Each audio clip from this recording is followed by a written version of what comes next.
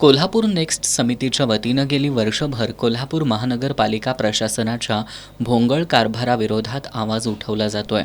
महानगरपालिकेतील काही अधिकारी आपल्या जबाबदारीकडे दुर्लक्ष करत असल्यानं शहरातील नागरी सुविधांचा बोजवारा उडालाय असा आरोप कोल्हापूर नेक्स्टचे निमंत्रक अजित ठाणेकर यांनी पत्रकार बैठकीत केलाय।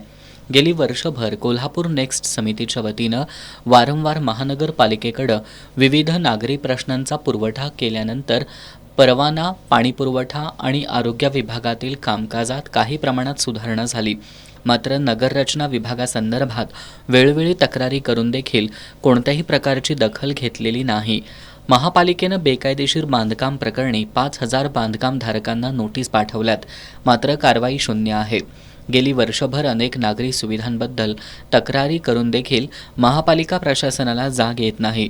त्यामुळे आठवडाभरात महापालिकेच्या नगररचना विभागासह सर्वच विभागांच्या कामकाजात सुधारणा झाली नाही, तर आठवड्याभरानंतर महापालिकेच्या नगररचना विभागात कोल्हापूर नेक्स्टच्या वतीनं अनोखं आंदोलन करण्याचा इशारा यावेळी अजित ठाणेकर यांनी दिलाय।